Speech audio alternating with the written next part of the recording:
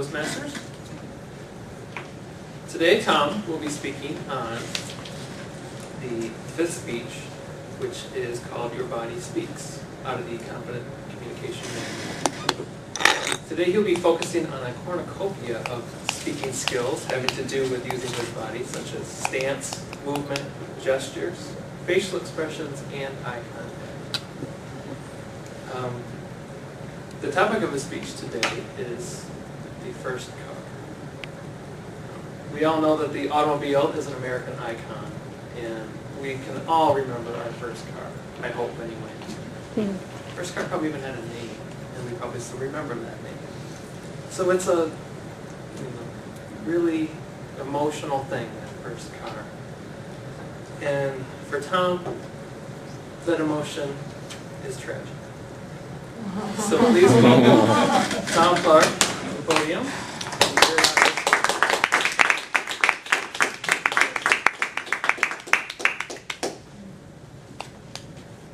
Several months after my 16th birthday, in July, I purchased my very first car. It was a 1989 Ford Escort, and it was beautiful. I have many fond, wonderful memories of the short time I had with that vehicle, but the story I want to share with you today is in fact a story of tragedy. I purchased the vehicle in July, as I mentioned, and a short 8 months later, in the month of January 1998, a chill January morning in Michigan with a light dusting of snow, the kind that doesn't necessarily stick to the road, but gives it that nice thin layer of water. I had planned a trip up north with my friends, and we were all preparing, getting ready to go. And my mom asked me, "Your sister, she forgot her lunch at work, and I would really appreciate it if you could take her your lunch." And me being the obedient, helpful son that I am, of course, quickly agreed, absolutely, I'm excited, I'm getting ready to go up north. So myself and my friend Steve jump in my 1989 Ford Escort, or the Escort, as it was often referred to. And we begin driving down M59.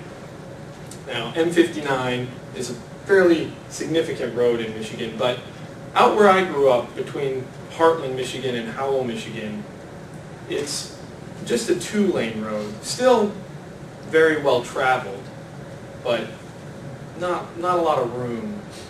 Doesn't handle a lot of traffic very well. And so, me being the 16-year-old driver that I am with my fairly heavy foot, I'm cruising down M59 on this chill, slightly wet road at about 60 miles an hour. So I'm driving along, and I come upon this Chevrolet SUV that's going about 40 miles an hour. And I slow down behind it. Of course, M59 is oncoming traffic, and maybe a short gap, and I peek out there, no room to pass. Finally, I find an area where I've got good visibility, decent stretch of empty traffic.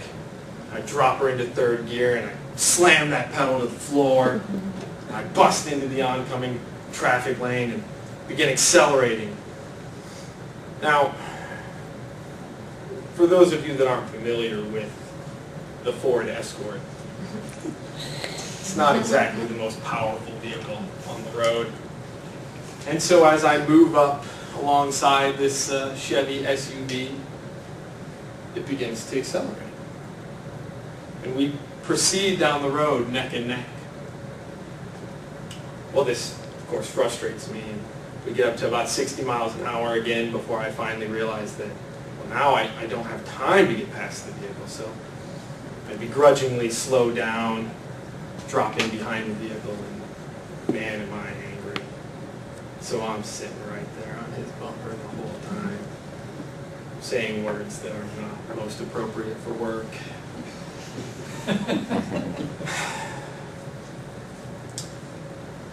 My friend Steve, who's in the passenger seat holding my sister's lunch, kind of looks over at me and looks at the car and gives me kind of this nervous look. And, oh, it's okay.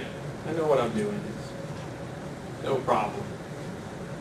Well, you can probably imagine my surprise when suddenly the Chevy SUV veered off the road onto the shoulder, and 50 feet in front of me stands a completely stopped Toyota Tercel with its left turn signal on.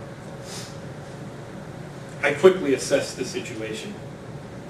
I glanced to the left, oncoming traffic.